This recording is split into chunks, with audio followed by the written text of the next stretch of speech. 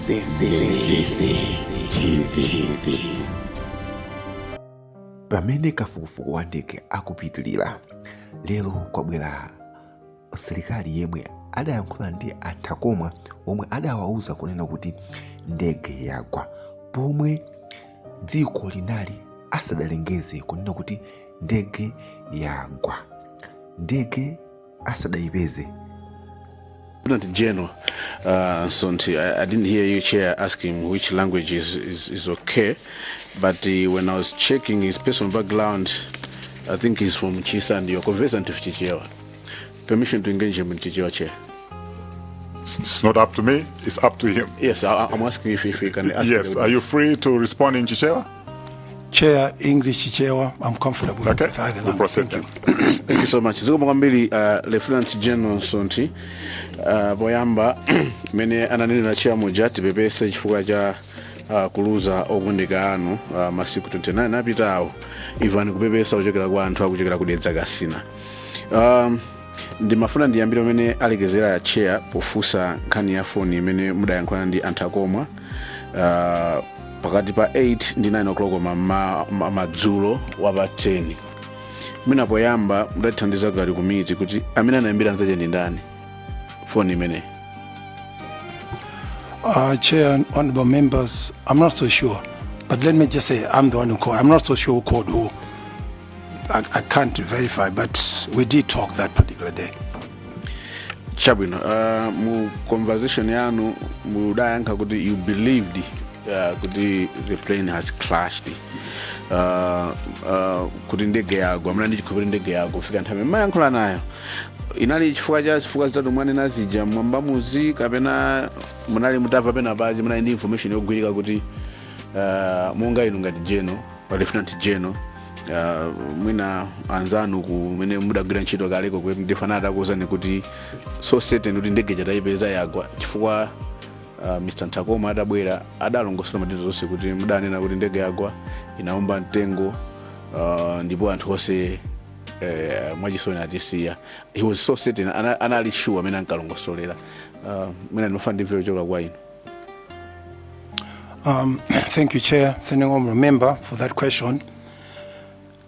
Pateni, Medmanko and Moses, nobody knew kuti ndege for certain kuti yagwa.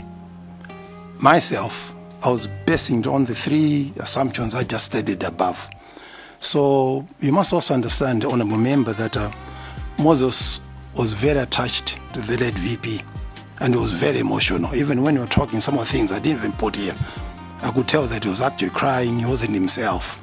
But what he picked from our conversation was my insistence in saying, Ndege Yagwa, Ndege Yagwa. So I'm sure that must have embedded in his head, and that's what he remembered most. But there was no information from the military informing me, Kudo answered Ndege Yagwa Pateni, when people were searching for it. No, Your Honor. Thank you, Chair. Ndifu sabi pomwepo, Chair Mundura.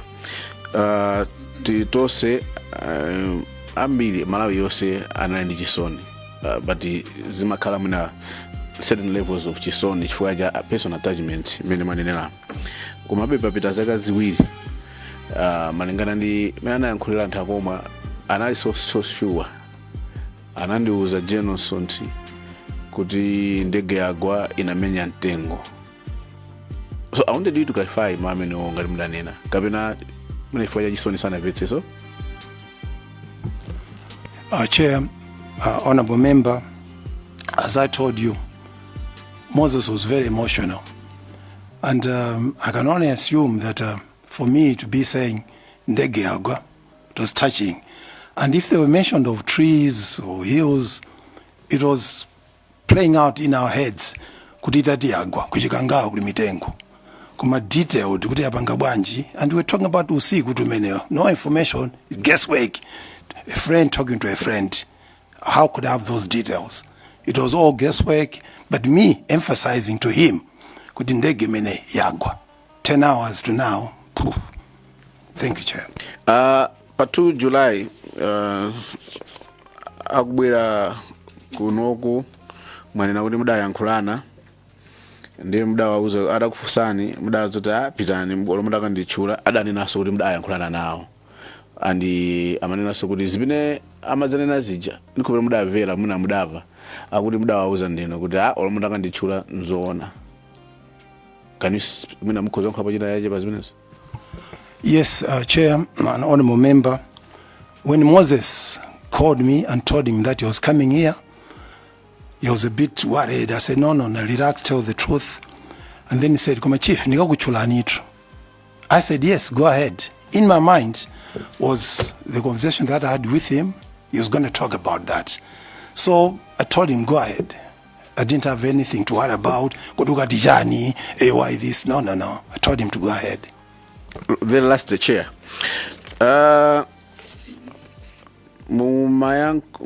Kupatula bafoni ndikupeti mumajeza ndi anthu akomwe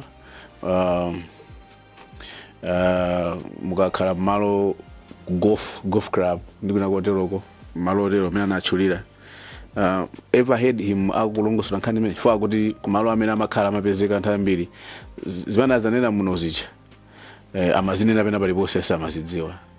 In your sake mukakhalapo, how true is that kuti amanena zimene zija evidence imene mudapatsa inu ija conversation ya inuyo ndiwo amanena mawu za anthu paliza golf club adatchula malo angapo? Were you part of that kind of circle and discussion? Chair and honorable members, what you must realize, when my wife was sick, I put everything on hold. I never went to the golf club. It was just attention to my wife. So Zoti Moses Amacheza Okumtewe, he could have, that's possible. But from what I picked up, I listened to his testimony when he was here. He kept saying that he didn't believe me. In other words, he knew that day usiku. I didn't have any solid information. So that's why probably he didn't share it with anybody. But Zoti Amabanga share kumauza antuneso kumamva pompo, no. I was most of the time in the country or in India, in and out. So I never went to the golf club for a long period until now. Thank you, Chair. Chair, the So I had Doa Kasangaze. Oh, I had you. Okay, so let's go in that order. Alilongwe Mude and then Doa Kasangaze. Zikoma kwambiri honorable chairperson. Ineso ndi joine anzanga kuti pepani kwambiri Lieutenant General Sonte retired chifukwa choluza mai pepani. Ndi pepesenso kunena kuti ndikhala ngati ndikubwerenza nkhani imene ayamba kale dedza kasina chifukwa chonena kuti tikufuna chindunji chenicheni. Nkhani yayikulu bwana Nsonti imene mwayitanidwa nchifukwa cha evidence ya bambo Takoma. Ndeti mafuna timve mosakayikira kulina kuli konse kuti inu mukachoka tisakhaleso ndi mafunso kuti mwina amatanthauza chakuti. Mwachindunji bwana Nsonti mungatitsimikizire komiti ino kuti zimene adanena Mr. Ntakoma zonena kuti inu mudauza kuti ngozi yachitika yadziwika kale matupiso apezeka kale zimene adanena Ntakoma kudzatiuza komiti ino sizoona mungatitsimikizire choncho? Chair, honorable members, as I keep repeating, I didn't have any evidence. I didn't even know kuti zinakhala bwanji, but I was basing on my own instinct that Ndege mene Yagwa. Whether we mentioned Utika Mitengo or whatever could have been part of the conversation, but I didn't have any evidence. Thank you, Chair. Zikoma kwambiri. Funso langa lachiwiri likhalanso ngati ndikubwerenza koma ndikufuna ndimvetse. Tsiku limene amabwera pa 2 adanena kuti adakuimbirani tipota zavomerezedwa kale kuti munayimbira. Adakuuzani kunena kuti ineyo tu evidence yanga imene ndikukapereka uku ndikanena zakuti zonena kuti inu munandiuza. Adanena ma details kapena kunena kuti zimene adzanene ku komiti kuno nzija adanena zimene mudamvera adakuuzani? Chair, honorable members, Moses just said, Chief, I'm going to mention your name. Do you mind if I mention your name? I told him, go ahead. I was full of confidence that even if he mentions my name, it won't make any difference. I wasn't worried about it, but he never said to me nikanena is and is and is. That means we'd have had a different discussion. Could I, why this? Why gonna say this? But we didn't.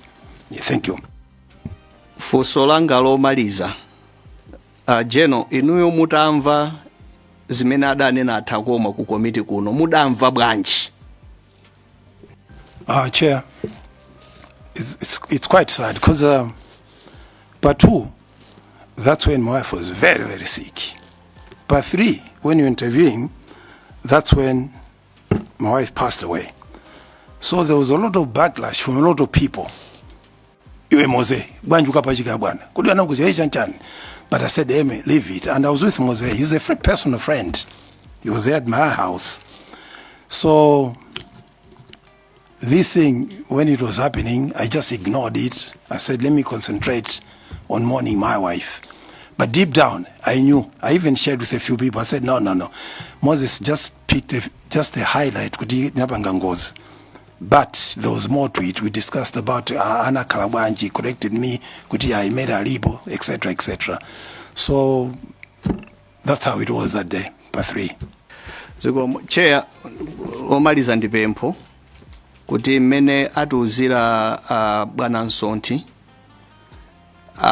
Ntakoma adakumbutsidwa kangapo kunena kuti munalumbira ndipo iwo amakhala kuti ndalumbiradi koma zikuoneka kuti zimene adanenazo sizoona. Nde ndikupemphani Chair komanso kuti tione kunena kuti kodi Ntakoma tipanga bwanji monga malamulo. Zikoma kwambiri Chair.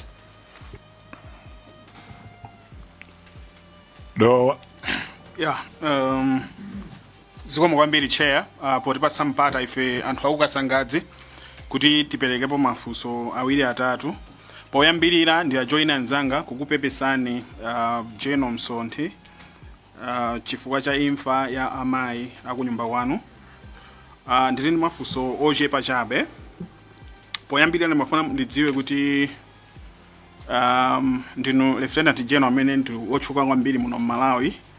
Timangofuna ndidziwe kuti kodi ku ame kumene mmagwira ntchito munapanga litaliti. Thank you, Chair. I retired in 2014. Chabwino. Azanga afusakale pankhani yokhuzana ndi Moses Ntakoma.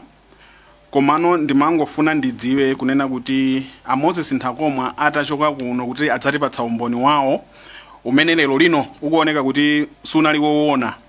Munakumana nawonso nkuwapanga confront kuwafunsa kuti kodi nchifukwa chani unapita ku committee kukaforokoza version yoti ne si zimene ndinaforokoza. Thank you, Chair. Well, I did tell him on the actual day we were mourning that Moses, we need to sit down, but a few things that you missed out. But then with what was happening, I just ignored it. But last night, was it yesterday? Yeah, yesterday, when the community was going around that I was coming for this, he said, Chief, good luck. You also tell them the truth. That was his comment. Yes. Mene Moses Ntakoma anabwera kuno maforokozedwe awo amaforokoza ndithu mukakamira kunena kuti inuyo ndamene munawauza kuforokoza kuti ndege yagwa ndipo mmene yagwera yaomba mtengo ndipo anthu onse amwalira. Inuyo mukuganiza kuti no ndi chifukwa chani Moses Ntakoma amabwera kudzaforokoza zinthu zoterezi pamene inu simunanene zimenezo? Honorable Chair, honorable members, I cannot exactly know what was going on inside Moses' head, but we must all remember this was 2 years ago, and the closeness, as I keep repeating, of Moses and the late SKC was very close. So a lot of people were confused that very day that it happened, and the next day when we learned Ndege jaipeza. And there were also, remember, pictures circulating. Him, all of us seeing our dear friend, late Salos, the way he was. Very emotional, very tough. So my thinking, I'm not sure, but my thinking, with that, with time, Moses must have said, kudi bwana Josikuja, Ndoda manena zona kuti Ndege Yagwa adeti. Inamenya mitengo from what was the truth on the 11th. But on the 10th, I had no knowledge. So I'm looking at, with time, with the images that came, possibly that's what came to his mind. Thank you, Chair. Mukufotokoza kwanu manena kuti no panali ma factors atatu why you believed the plane had come down. Munafotokoza kuti maona kuti kunali nyengo yosakhala bwino. Komanso mafotokoza kuti nthawi inali itadutsapo mwina over 10 hours. Ndimafuna kuti mungo fotokoza chifukwa chachitatu chifukwa sindamvetsetse bwino mati chifukwa chachitatu chimene mmakhulupirira kuti ndege imene inali itagwa ndi chani.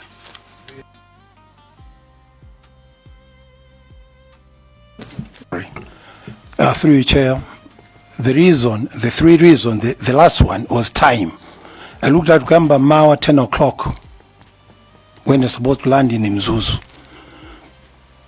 The whole day, mpana usiku, Chakuma 10, when we were talking, there was no way our professional pilots would just sit with the vice president, no communication to the whole Malawi, and just keep us in the dark. No, something bad had happened, and I personally believed it must have crashed. Chair, mafuso anga na amene ziko mwambi. Planta Malabada, Ndetibwere, Dambadzomba Tonde, and then Dezimayan. Thank you very much, Honorable Chair. Former Deputy Commander, my sincere apologies, sincere condolences for the loss of your dear wife.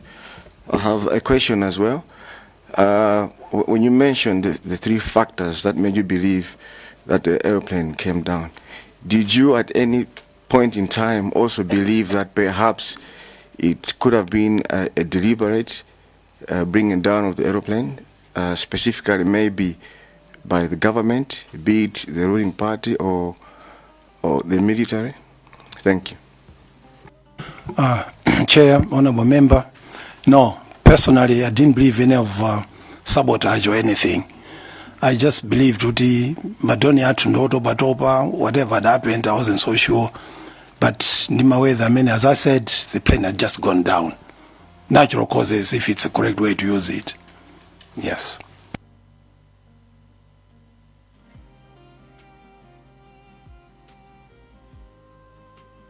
Somba Tondwe, then we go to Data Mayana. Thank you so much, Chair.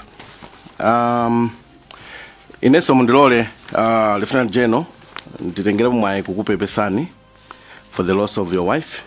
We pray that mzimu wao uziusa muntendere. Ndimaona mene zikumvekeramu ndimayeseraso kukhala kuti pachizungu amati in your shoes. I think munadusa munyengo zowawa. Pambuyo pake panazabwera pa mbuyo pakudusa nyengo zowawa zimenezi zopezekaso kuti anthu akuyimbirani mafoni. Ndimafuna kuyamba ndi kufusa kuti monga mene mwanenera, which is quite unfortunate, kuti anthu amakuyimbirani kuopsezani kuti bwanji ukuwapachika abwana. Ndipo ndimaona ngati pophatikizaso kuti kumbali nayo you had a loss the same day. I think ndikupepeseni sizinachite bwino. Komabe ndimafuna kukhala ndi chithunzithunzi kuti anthu amene amakuyimbirani kumakudzudzulani kuti bwanji ukuwapachika abwanawa anayimba kwa nthawi yayitali bwanji akuyimbirani mafoni ngati amenewo. Thank you, Chair. Honorable Member, it was on the same day that is as many as each. But 3 July. That a lot of people actually, I think I should just leave it there, because some people wanted to chase him away because he was sitting next to me. He's my friend. They were saying, no, but I said, no, leave it aside. It's nothing. I'll clear it. So I'll leave it there, Chair. Mina kabena sina vebino ndimava ngati sina vebino. Oh, my apologies. Sina vebino nava ngati munali inuyo. Okay. nde ndimafuna so I withdraw that one. Ndimafuna kuti chair, while I withdraw, but you may still need to mwina be muone kuti antakomawa ama opchezedwa motero mwina as a committee we may need to note kumbali yanu alipo amene anakuyimbirani mafoni ofana nako ngati amenewo. Sorry, Chair. Ofana na to what? Can you be more specific? Sorry, Mr. Kati kuti mene amaimbe sinanga antakoma atazaliuza committee ino. Mwatiuza kuti anthu ama wakangata kwa opyeza kuti bwanju kwa pachika bwana. Nde ndimafusa kuti inuyo ngati amene munatchulidwa. Nanuso munaandira mafoni odzudzulidwa ngati mene anaandira iwowa kuti mamuuziranji mwina ntakomwa. Okay. Kapena ufuna clarification. Through you, Chair. No, I didn't get any threats of that. No. Mwina not just threats koma ma concerns jabe anthu amakuyimbirani kupatula hapo kukopyezedwa koma kukuyimbirani kuoneka kuti anthu akukhudzidwa kuti inuyo munanena mawu amene umafuni ngati amene munaandirapo. Through you, Chair, my phones amene malandira ndo ndipanga wish all the best when I come to this committee. No threats whatsoever, nothing. Okay, Chair, nwafuna kuti tingoona kuti anthu ena abe amayimbira Major Lieutenant General after antakoma Adanena, people that were concerned. Ndimafuna so ntadziwa kuti mwapereka zifukwa zitatu zimenezi nakupangitsani kuti muganizire kuti ndege ikhoza kukhala kuti yagwa. Zikuoneka zifukwa zomveka bwino kwambiri zimene mmangopenekera. Ndimafuna ndidziwe kuti Moses ntakomawa mmene mmauza kuti ndege imeneyi yagwa popenekera zifukwa zimenezi munafotokozapo zifukwa zimenezi kapena simunazifotokozere kwa iwo. Chair,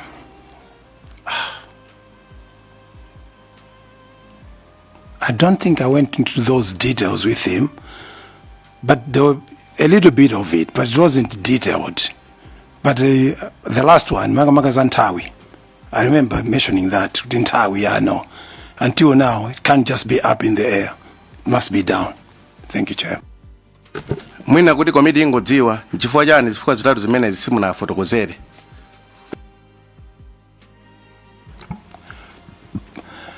As I said earlier on, Chair, honorable member, my conversation with Moses was just to hammer home this point.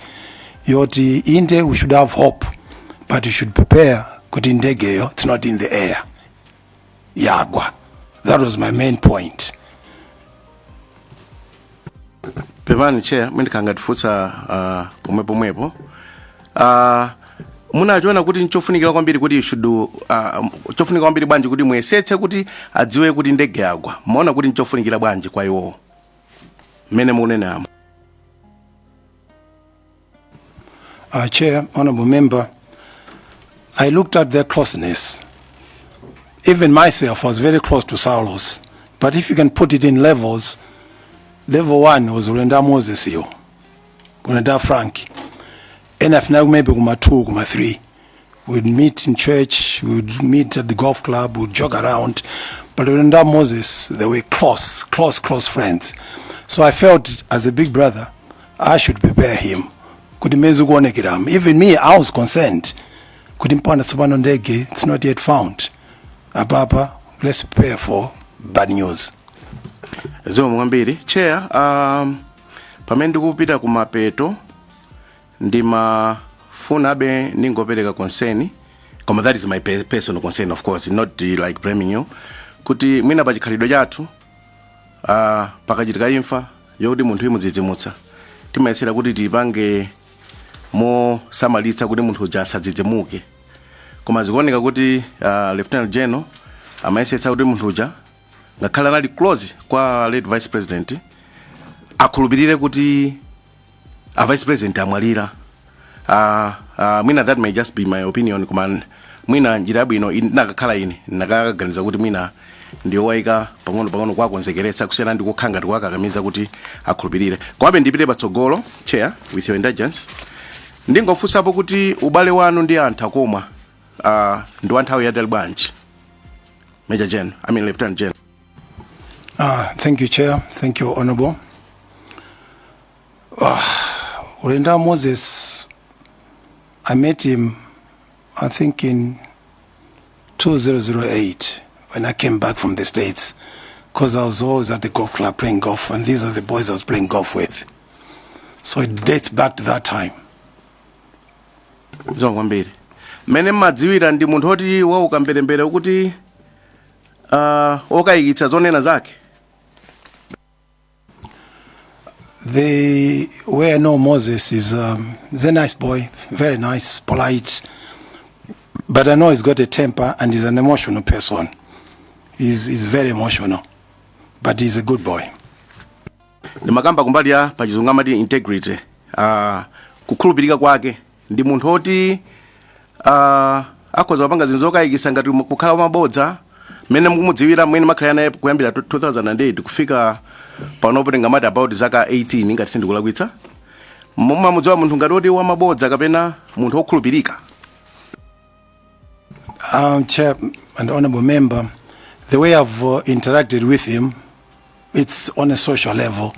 So details on important things that, can I trust him, can you do this, we're never there.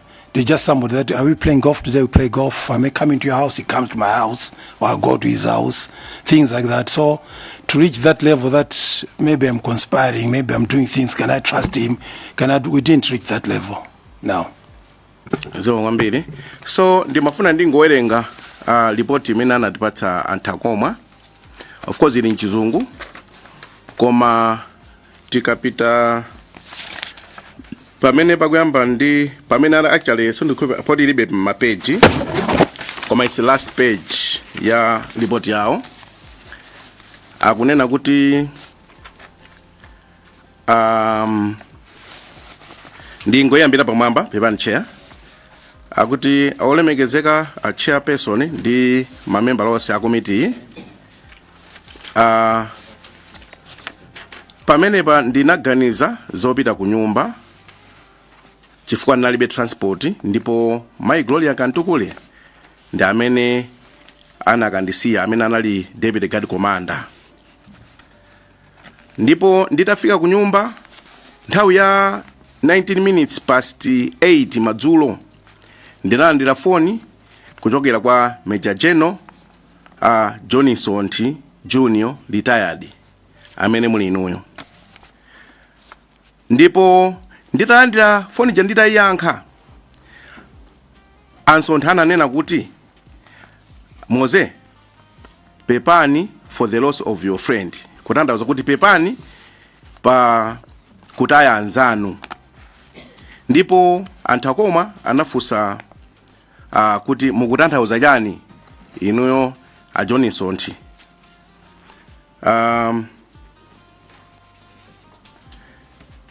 Chifukwa chokuti ndikufunsa izifunsa kuti ndegeyo sinapezeke iwo amakuwuzani inuyo. Ndipo inu munayankha kuti ndege yapezeka kalekale sometime area mbuchizungu mmene analembera kuti ndege yapezeka kale nthawi ya mbuyoyi. Ndipo iwo adafunsa kuti he then went to describe why. Okay, ndipo adafunsa kuti kweni chinachitika ndi chani poti ndege yapezeka kale. Ndipo iwo anapanga aleji kuti inuyo munawayankha kuti phiko la ndege point of order. No, let him read. Well, it's to do with him. The narration, I think he has missed and it's misleading. Yeah. Where he's saying he then went on to describe. It's not like he asked. It's the same core. So can we read it in Chizungu? Yes, because okay. The way it's translating it is... We read it in English? Then we'll translate. Okay. Then ndiambira pokuti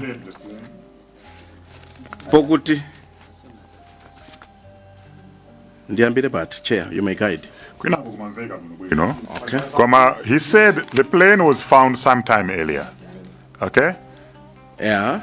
Ananena kuti ndege inapezeka or yapezeka nthawi Yapezeka, ina yapezeka kale nthawi ina Yapezeka Pamene kale. munena muno bwino. He then went on to describe exactly what happened. Okay, asontiwo anapitiriza kufotokoza Oh, yes. zimene zinachitika. Ndikhoza kupitiliza. Okay? Yeah. That is to say, the wing of the plane clipped a tree before sliding about 80 meters uphill. Yeah, nditokoze chair. Fotokoza ni muchichewaso. Chichewa chomveka bwino mendamvera ine chikunena kuti a Johnson pafoni paja anawuza amoze ntakoma kunena kuti ndegeyi yapezeka kale sometime later ngati kuti chambuyomu ndipo chimene chinachitika nchonena kuti phiko la ndege linamenya mtengo isanayambe kukhukhuluzika pasi mamita pafupifupi 80 kukwera ngati kukwera mphiri. Ndipo anaongezeraponso mmene matupi anthu oferawo anafa pa ngoziyo analili. Ndimafuna kuti muchimve chimenechi kuti statement imeneyi anabweretsa kunena kuti inuyo munawuza pamene munali pa foni. Nde anapitiriza kunena kuti statement imeneyi inapitiriza kwa zunguza mutu kuti ansonthe achangakhala unena zona koma makayikira chifukwa zomwe munapereka inuyo powauza pa foni zimasemphana ndi zomwe aboma amanena kuti ndege sinapezeke. Ndipo iwo adasankha kukhulupirira aboma aja kuphatikizapo a president kudzera mwa amene anatulutsa kalata secretary to the president madzulo keso cha usiku a president anadzayankhula. Ndimafuna kunena kuti statement imeneyi iwo anadzanena kumapeto kwa nkhani ananena kuti samayikhulupirira koma mawa limene nali pa 11 mawa lake litabwera zinapezeka kuti information ndondomeko yonse ija munawuza pa foni ija ndi zomwe akuwuzidwa mmene ndege yapezekera komanso yagwera zodiso yayenda pasi chimodzimodzi ngati munanena inu dzulo zija ndi zimene anamva nokumva ndipo ndi lomwe komiti yonse ino tinamva ngati ndondomeko yeniyeni komanso information yeniyeni imene zinachitikira. Pa nthawi imeneyi ndi pamene iwo anayamba kukhulupirira kuti ndimakayikira Lieutenant General Johnson Junior retired aja koma zomwe anena anthuwa mmene yapezeka ndege zikufanana pamene anayamba kukhulupirira nino. Ndiye ndimafuna kufunsa kuti mukunena kuti mukanena izizi it's like you are disowning kuti simunaneneti manjira ina chifukwa. Okay. Do I go ahead? Yes, please. Okay. Chair, honorable member, we're just going in circles at trap. Because I've told you Zapateni to Chezerano Cambiano, Chajitika Tijani. Now the next day, the whole Malawi, we now know Ndege Yagwa Aipezantu. And the whole Malawi Patenipa, the whole day, technical people, Amatawa, Jandani, Kudindegeri, Kundegeri good. So to answer you, honorable, are you suggesting kuti inayo Johnson nandi information imene pateni kudziya kuti ndege yagwa motere kenaka just choose Moses ndege yetu inagwa yagwa kale and the whole Malawi didn't know? Malawi knew kuti ndege yagwa pa 11 mawa anthu amapanga search aja atoba ndege jaipeza panga makodo now. That's what happened. The truth now. Not as if it's a theology. Fact of the matter was found on the 11th. So it's easy. I don't know what to comment on this. Pepani chair, ndimafuna ningokonza kuti si ifeyo. Ine ndikupasani zomwe anazatuza ansonthi kuti ngati komiti tipindule chifoti sirufuna kuti ndikukakamize kuti munanena pamene simunanene. Komanso sitifuna kuti tingoonena kuti zomwe ananenanso ndizi amene andana nthakoma anangozilota. Nikono nakufusani fusolena kuti mmadziwa bwanji mmadziwa ngati munthu wabodza chifukwa timafuna tipange compare. That's why nakufusani kuti mfundo mwalemba mu statement yanuzi zifukwa zimene zimakupangitsani kuti mukambe kuti ndegeyi ine chinandipangitsa kuti ndinene zinayi zifukwa izi. Nakufusani kuti munawuza iwowo ndemwe ati simunawuze. Ndewo aja anazatuza komiti ino zifukwa zomwe munawuza. Nde ndafusaso mongolumikiza chair kuti anthu awawa kunena kuti mwanena kuti anthu amakuyimbirani pa nkhani imene zomwe zachitika. kumbali ina kuli kukhoti chebwe ziti kuti mwina anthu aopseza kumbali potengeranso kuti papita mwezi chichikire nthawi imene kuti mwina asintha koma ndi bomboneti koma ndikunena zomwe zimatha kuchitika. Ndiye timafuna kuti titsimikize kuti komiti ino itseke chifukwa chonini mfundo izizi zinachokera kwa iwowo kunena kuti munauza ndino pamene mfundo mwalemba umuzi simunazinene ndipo mukunena kuti simunauze. Nkono nimafunsanso kuti banji tsiku limeneyo simunauze mfundo zimene zizi mauza mfundo zina nkumakhala ngati mkuwakakamiza kuti akhulupirire kuti Ndege Yagwa. Chair, I rest my case. Nkani tisayikakamize kwambiri chifukwa ini yake akana manifest side akana kuti iwo sananene kuti Ndege inapezedwa koma chimene tachita ife ndikubweretsa ripoti ya Moses Ndakoma imene tawerenga zimene wanatani ananena iwo wakutani akukana. Chimene ene ndikanafuna chakuti iwo atipase ma WhatsApp conversation atiwonese ma WhatsApp conversation amene anali nawo amene anachitirana chifukwa WhatsApp conversation ya Ndakoma ikusiyana ndi WhatsApp conversation ya iwo. Muone bwinobwino ma WhatsApp conversation akusiyana za paper moze palibepo mujani mu WhatsApp conversation ndi imene Ndakoma anapereka. Ndakoma ngone kuti moze paper for the loss of your friend manifest and it ends there.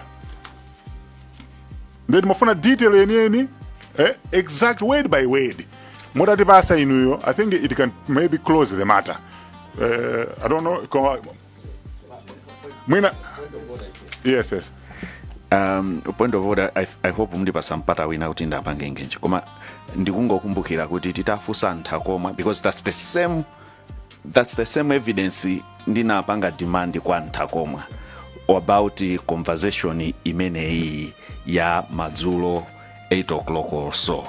Ndiye Ndakoma ananena kuti inali chani phone ndiye no ndipachapapo tinanena kuti ngati nkuteka tikatenge call log koma awawa chifukwa yoti avomera kuti phone yo inayimbidwa ndiyeno zofuna so call log izo si kwa ineyo siningazifune, that is out. Koma inu mukadakana kuti simunayimbe phone yo ndiye tikadanena kuti tikayang'ane call log icha. Koma no ndangofuna ndi unikire pamene poti Ndakoma ananena kuti inali phone call zimene bwana waso akunena. So zikukhanga ti phone call yo aliyesa akuipanga report imene anayimvetsera zimene chifukwa yoti palibe recording zikhala zovuta kupita kwinawo. Thank you. Nangofuna kukunika amene po chair. Yeah. Thanks.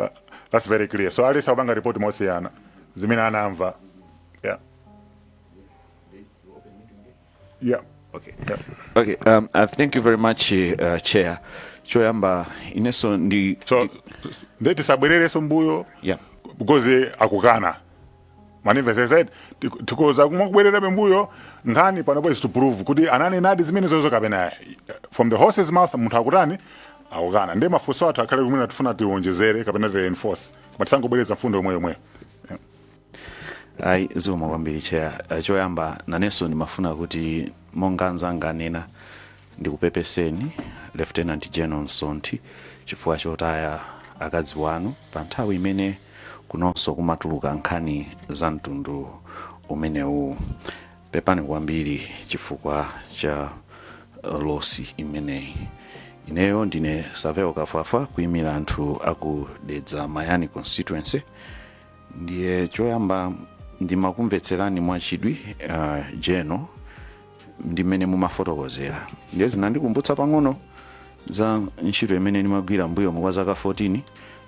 Ma certificate ndikadali nawobe ndine clinical officer kuti tidangoloweza kuchipatala kuti munthu akati akudwala mutu mthupi mukuphwanya thupi likutentha kusanza timangoda amene wandi malungo tampasani mankhwala malungo. Nthawi zina popanda ngakhale kuyeza magazi ndipanopo mwina chifukwa choti zoyezerazo zikupezeka mosavuta pamene timakakamiza ndithu kuti ayayi tionesese kuti tamuyezani tione ngati tipali tizilombo tamalungo. Ndiye nachita chidwi kwambiri ndi mmene inuyo munaonera kutenga fundo iyo kuti pophatikiza zimenezi zikutha kuti unikira china chake zimene pa Chingereza amati analytical skills.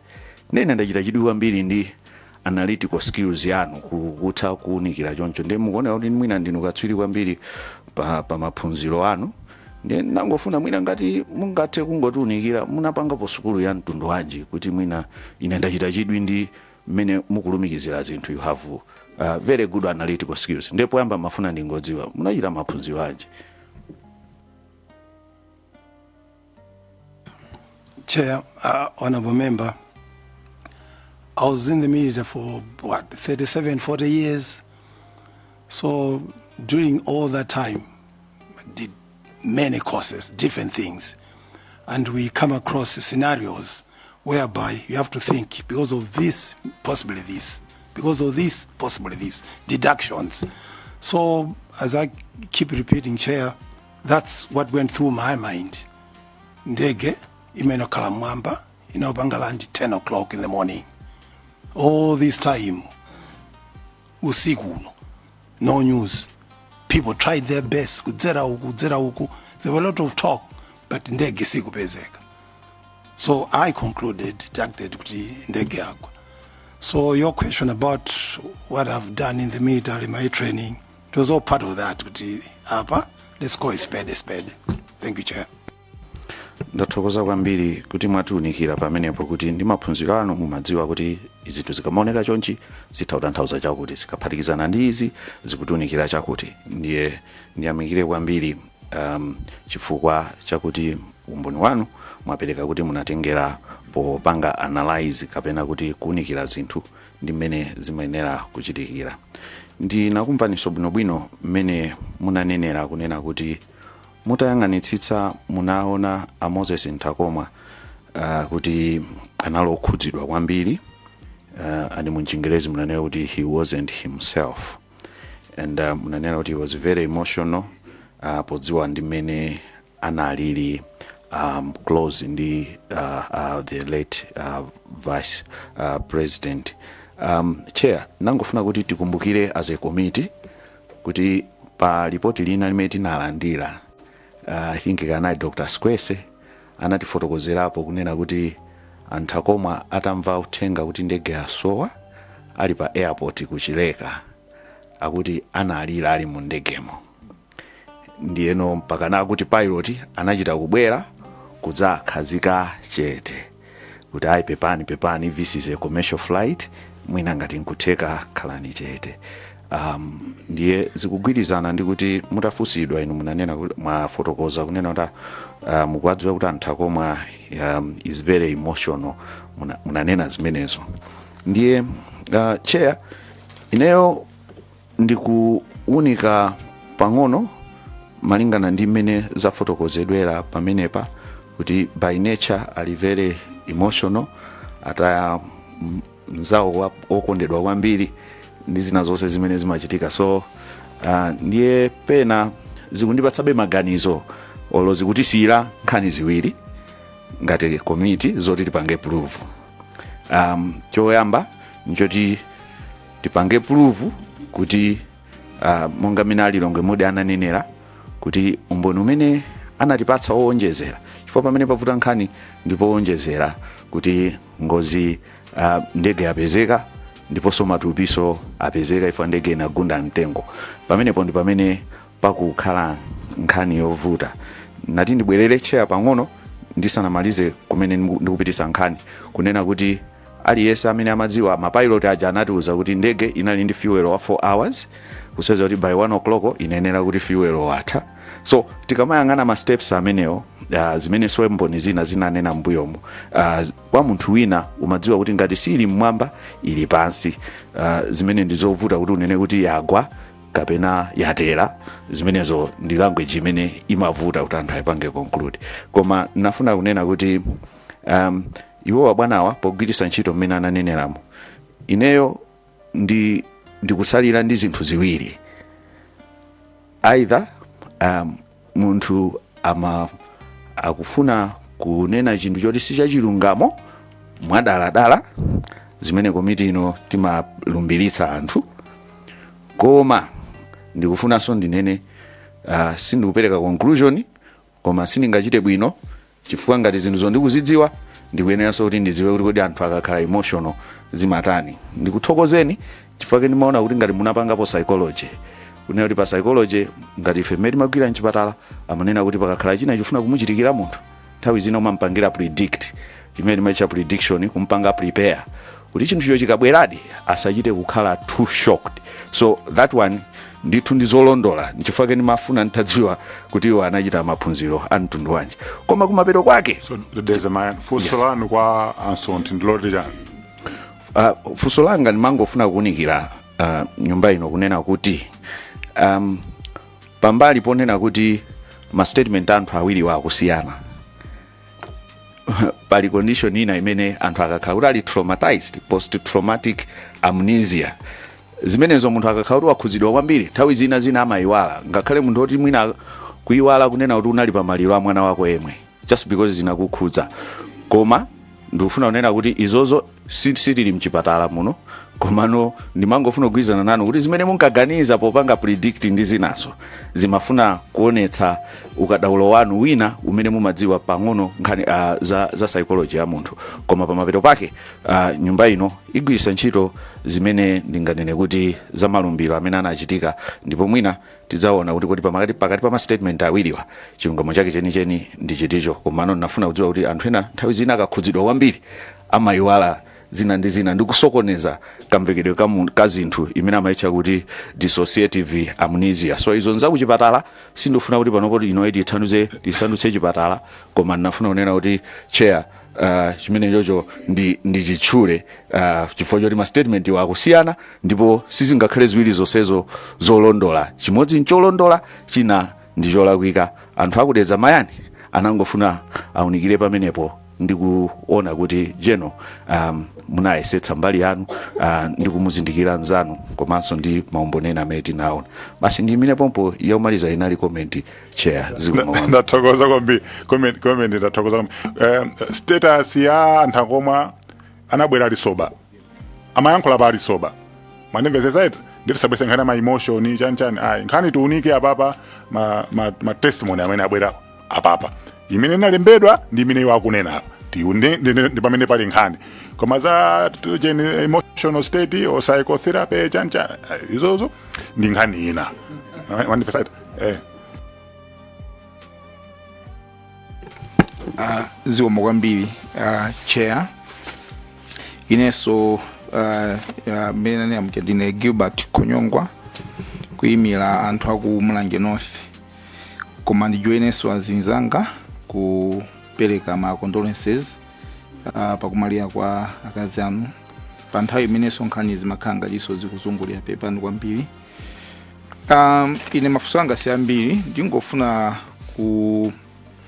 kuunikapo kunena kuti ndi mmene nkhani mayankhulira mmene ndicho mmene muchulira moze ndi mmene Virgin mabweresa zikuonekabe kuti pali zinthu zingapo zimene zikuoneka kuti mukugwirizana. For example, kunena kuti munampepesa. I think there's no dispute kuti munampepesa kuti pepa moze. Komanso paliso china chonena kuti munakambirana ponso zonena kuti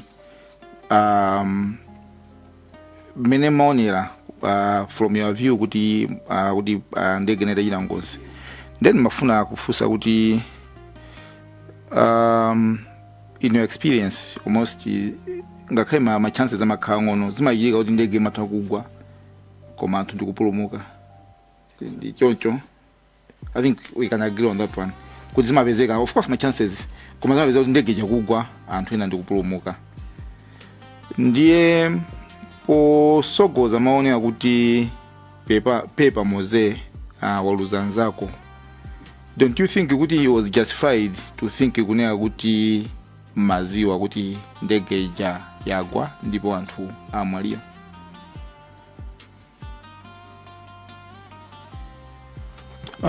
Thank you, Chair, Honorable Member. If I recall perfectly, I said paper mose.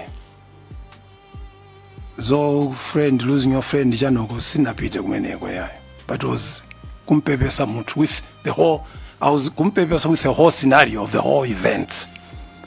So that was my first thing that I said to him.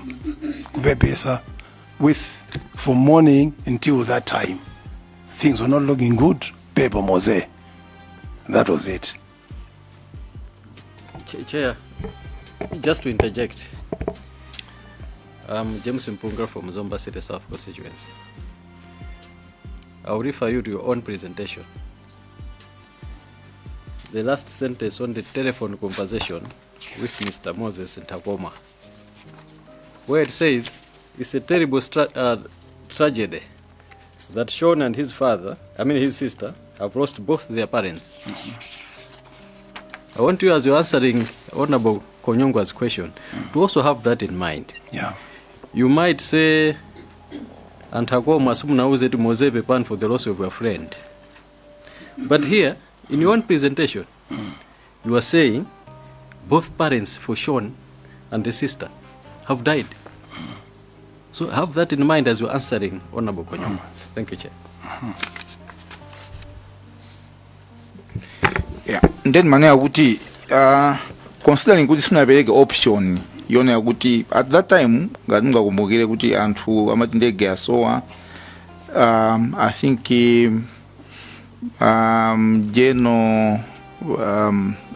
Dr. Piri, I think anayamba kuuza wedi Ndege Yagwa, I think at that time.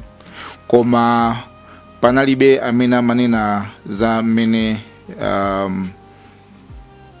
the outcome ya crash mene kuti ma survivors kapena ai.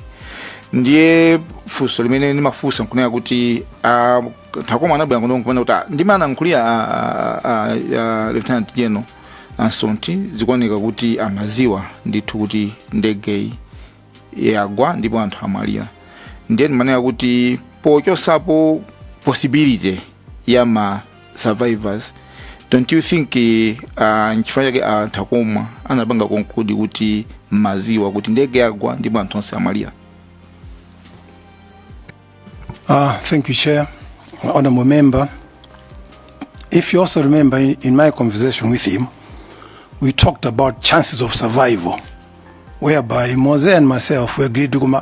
It could maybe, but he must survive. I'm sure one of them could be SKC. He's tough, he's strong, and he wouldn't go down without a fight. It is just two people discussing possibilities, just in case that really must survive. One of them could be Mose. So I don't know what to say exactly because Pateni, I didn't have information. I'm just playing in my head. We're talking. But 11, that's when we were told Ndege Yagwa. So what we discussed to go my theories are 2 hours. They were purely hypothetical, just guesswork. So Zama survivors, we talked about it. Kuti ngatipata kama survivor, I'm sure SKC is one of them. He's strong, he's tough. He would be able to survive. Thank you, Chair. No, nkhani yanu si kusintha. Chimene chatibweresa lero mu nyumba muno ndiye kuti inuyo akuti munaziwa kuti Ndege yapezeka pateni. Osati kuti Ndege Yagwa. Ali samadziwa. Mina amakapanga ma search and rescue amadziwa kuti Ndege yarani kuti Yagwa. Manifestesa? Koma inuyo anakupanga ni concert. Kuti ndikupita kundiitana inquiry. Maona ngati ife timafuna tidziwe kuti Ndege inagwa pateni. Amakuza numbono kuti muzanena kuti Ndege Yagwa pateni. Pamene ife chimene chinthu chatsopano chimene tinalibe chinali chokuti Ndege inapezeka pateni. Ndesinuziwa kuti conversation yake makambirana ya mtundu wanji. Now we don't know whom to believe. Whether it is you or Ntakoma. For inuyo mukukana. Manifestesa? We can go backwards and forwards. Koma asanabwere kuno anakufusa inuyo ndikupita ndikafotokoze kuti Ndege inapezeka pateni. Inu mukuti zimene zisomona kambe. Correction, Chair. Moses told me, Munditana kuku inquiry. Do you mind if I mention your name? I said, go ahead. That's what we talked about that night. It wasn't kuti tuwakamba easy Ndege kinapezeka tsiku lakuti ayi chair. Thank you.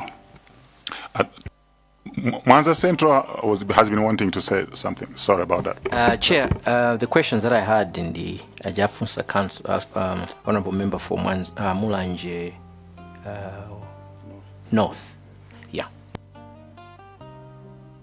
So nkhani ndikuvomereza atakuluakulu kuti awo statement yawo sakusintha ndi zimene ananena.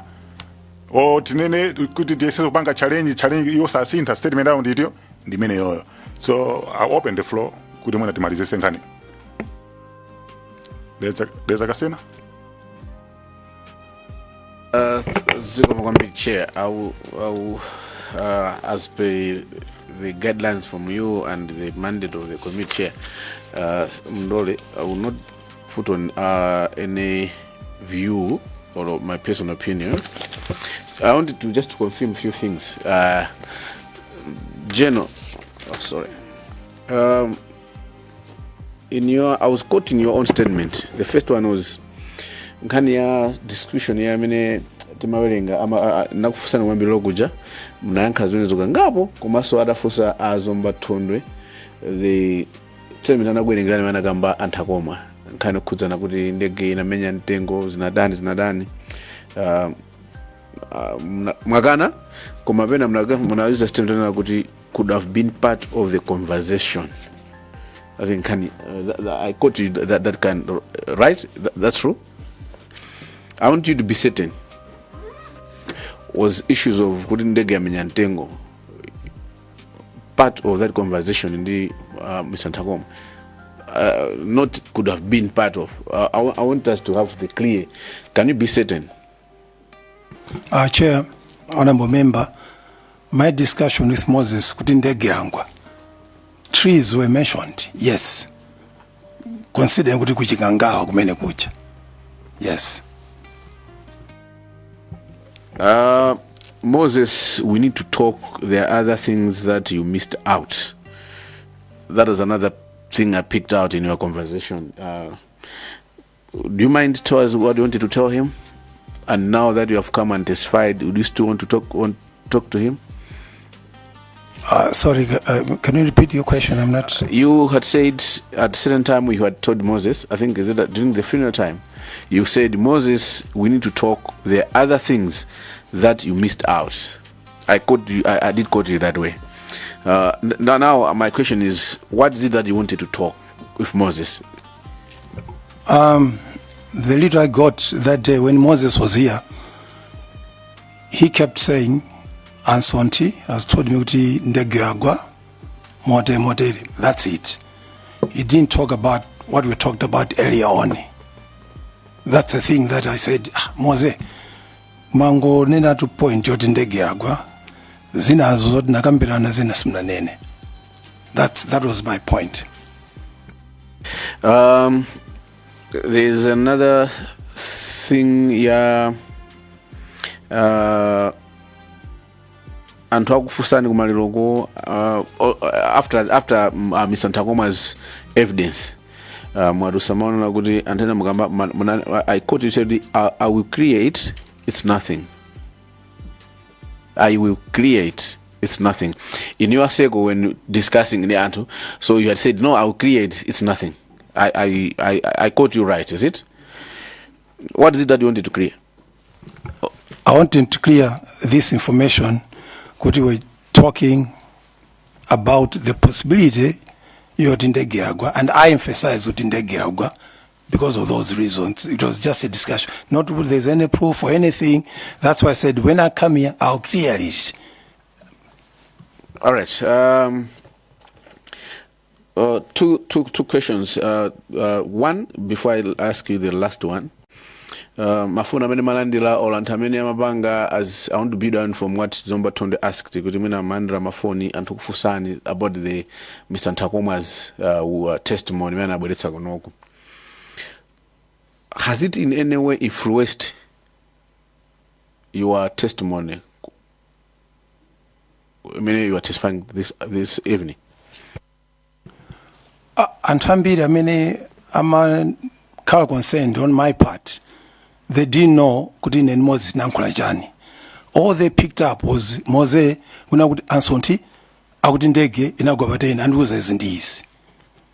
So everyone was saying ansonti ndekutoka madziwa pateni ipo yet ndege inagwa pa 11. So me, I wasn't concerned because I knew kuti ndi Mose we didn't talk about zinto zina, is what I've just told you, and ndege inagwa pa 11 not pa 10 here. So that's why I said how clearly inagwa pa 10 inawezeka. Sorry, inagwa pa 11. Yes, sorry, I'm confused. Inagwa pa 10 inabezeka pa 11. Yes, thank you for that. So what I want to do, I still didn't get the answer, the definite answer. All those kind of talk and some the Moses, Nintakoma, and everything, people are worried, people are fusani mafuso, if you must, has it influenced your testimony?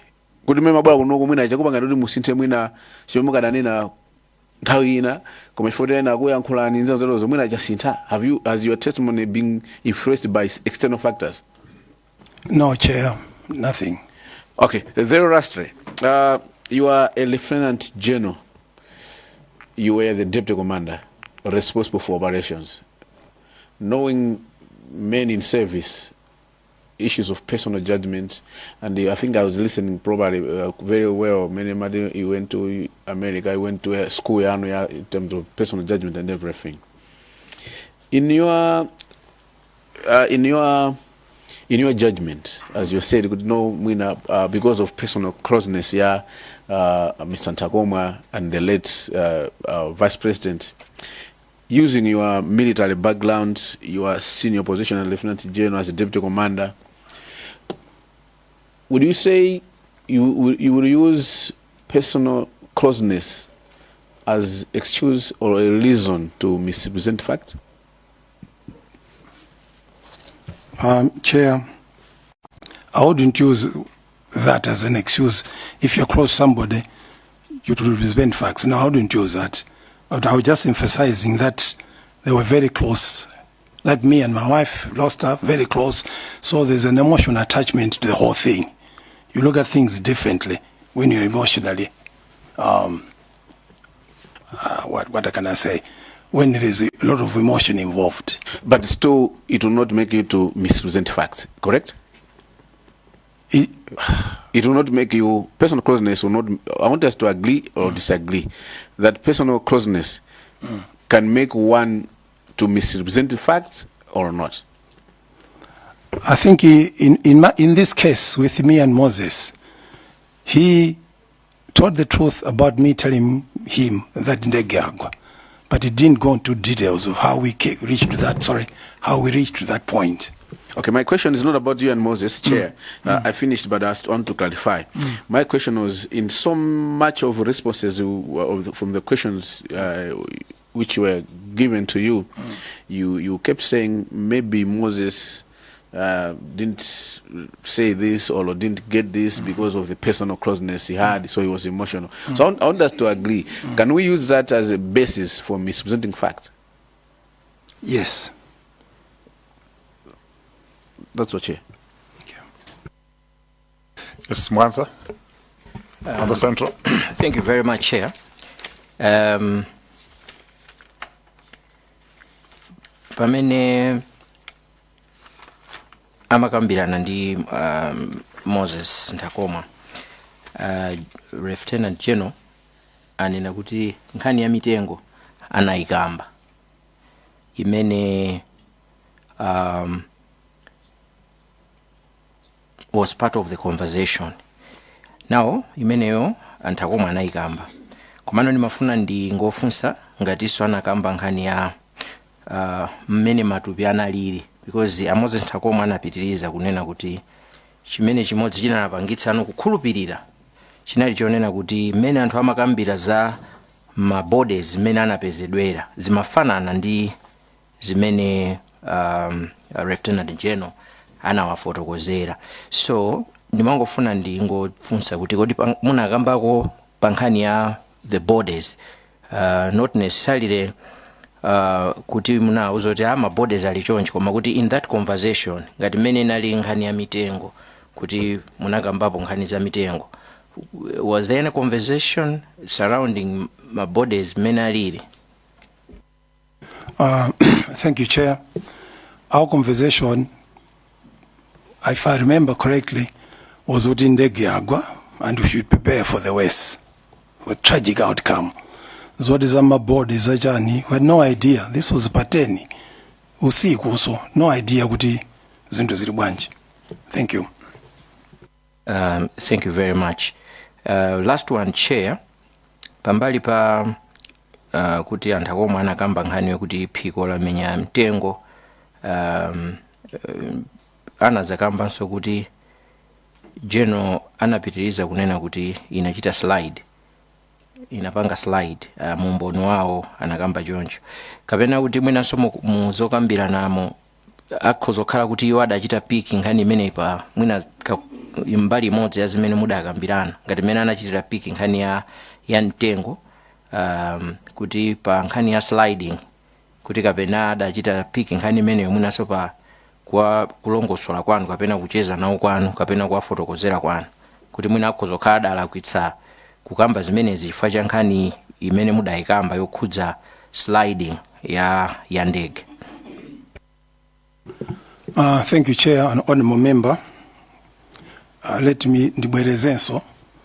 But then, I had no idea. Kuti ndege inagwa bwanji natani. My conclusion to ndege yagwa. Zoti ndipange ma technical details 80 meters utere huko. Nditenga kuti 80 meters imeneyo. Ndiri kunyumba makakuna kulilongwe kuli search party kunzuzu huko. Now I'm giving him a details. Oh, and 80 meters. I don't know. Thank you. Thank you very much, Lieutenant General. Chair, that's all from me. Zomba Central, Zomba City. Thank you so much, Chairperson, for giving the people of Zomba City South constituency to ask a few questions. Juambirira Lieutenant General Sonti, naneso ndia join anzanga kupepesana ifo chotaya madam pepande kwambiri. Kumaso tukuthokozeni kuti ngakhale muli mu grieving period kumabe mwachona chanzeru kuti mbwereso muzacheze nafe. Tathokoza kwambiri. Lieutenant General, ndimafuna be tingo kamba ziwiri zitatu zokhuzana ndi inu ukhala a high ranking officer, former high ranking officer ku military. Lieutenant General munthu wankulu kwambiri. Ndipo anzanga ena anazanena kuti ndinochuka. Anthu akati Johnson kokwame amati Johnson ndinochuka. So do you think kuti zimene mmanena ino kapena zimene munganene ino anthu akhoza kuzitenga serious kwambiri because of your prominence? Thank you, Chair. It all depends on what context. I have a very high sense of humor at times, but this particular issue, the seriousness of it, it's not something that I would joke about. If I had information, could Ndege Yagwa, Pateni, and I've got all those details, it's a national importance, I wouldn't keep these things to myself. So thank you for saying that people look up to me, they trust me. But this particular case, incident, Yabateni, no. Mafuna ndiziwe kuti zimezo maziwa kuti munthu akauchuka ngati mwe muli lino. Chiyonse mwe yakula chimwe mwachita anthu amachitenga kuti cheni. That we are together there. Ndimafunanso ndipite pasentesi jana zanena ija imene mwaika mu report mwanu sindukamba za nthakoma koma report yanuyi imene mwalembanso ndiwerengaso. It's a terrible tragedy that Sean and his sister have lost both their parents. Imeneyo ndi prominence yanu. Don't you think kuti munthu akhoza kunena kuti you know what you are saying as a truth? As I said in my statement, Kumamoze, Sean and the sister losing both their parents, very sad. This is me telling Moses. Then Moses corrects me immediately and says, yeah, Mary wasn't on the plane. You see how? Chairperson, I just wanted us to go together. Yes. Sentence ndaiwerenga in totality. Are you disowning anything from this? Because umapereka presentation ndinuyo. Yes, yes. As it stands. Yes. Kuchizungu kuli kuyankhula ndi certainty kapena kuyankhula with high possibility. Those two you agree, Lieutenant General, kuti nzosiyana. So this sentence, can you say kuti mayankhula kuti high possibility kapena probability kapena with certainty as it stands?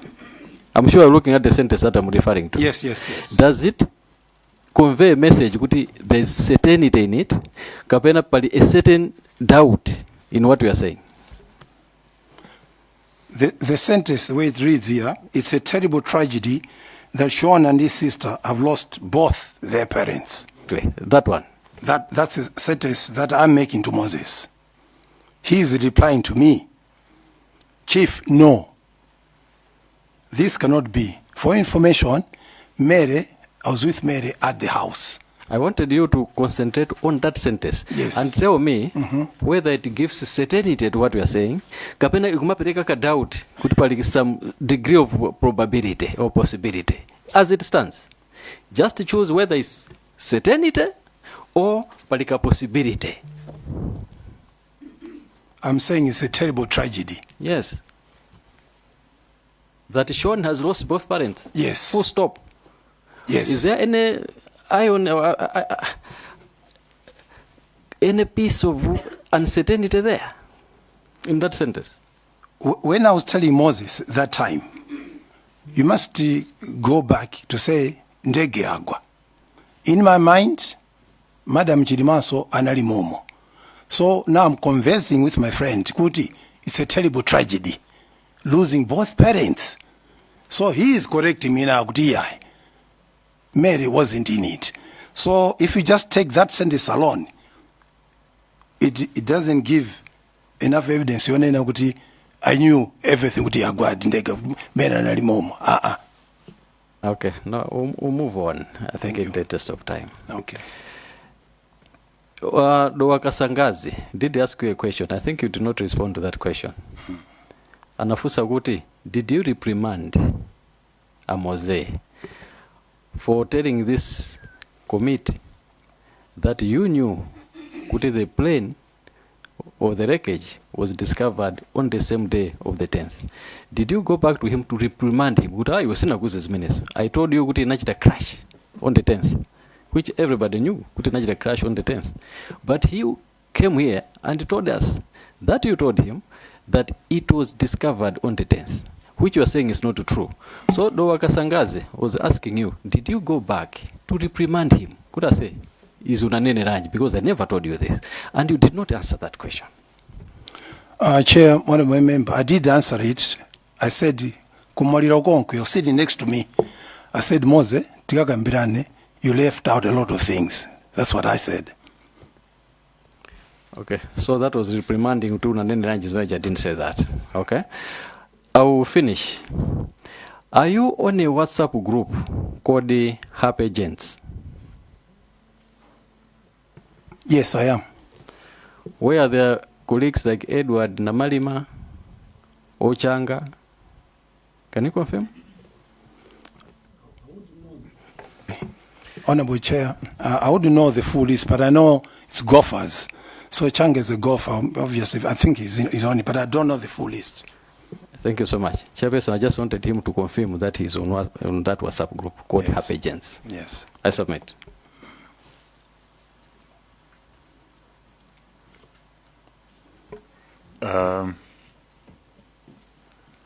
Pateni chimene maziwa ino chakuti Ndege Yagwa. Right? Yes. Ndipo kumalo amene agwera madziwa. No, Chair, I didn't know. Fundo kufusa kuti nanga nkhani ya nkhalango conversation ani machokera kuti. Maybe Nankansanga, I should have said Nimadzodi Agwera Kuchikangawa, but not the exact location. Oh, munali certain kuti nako Kuchikangawa. There was no chance kuti ikanapanga crash land kwina kwake. I didn't know anything, but all I knew kuti Ndege Yagwa. And looking at the situation in Kalira, my personal conclusion would end Kagujikangawa menem. So my possibilities koma analipo ena kuti ikanatapanga crash land kwina kwake. That's possible. Kulimadzi, kulijani, kulizambiri. Could have been lots of things, yes. Okay, nafukwandi nkhani ya mitengo imene imanida bwesa nkhani ya mitengo imabwera bwanji pamene ikanatha kugwera muleki Malawi ikanatha kapanga crash land mu field mwina mwake. So conversation ya mitengo ndi inuyo ndiye anangoma imanida bwesa kuti you were so firm ndumakamba nkhani ya nkhalango pamene ma options anali mbiri. So I just wanted us to tipange close nkhani imene I think umbono wanu unaofunika kwambiri for your meeting inakwira nani kuti timalize phase 1 because kunali twist pamene mamaliza leronso kuli so twist nde kuli secretary timalize report yawo inali nkhani yovuta kuli phase 1 ikali complete nde ife titokoza kuti mwatipasa umbono wanu and mabwera you've explained under very difficult circumstances and we appreciate you to face us in this very difficult period for you.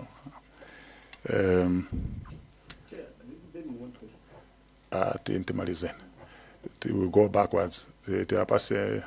Mpata na osaka pome.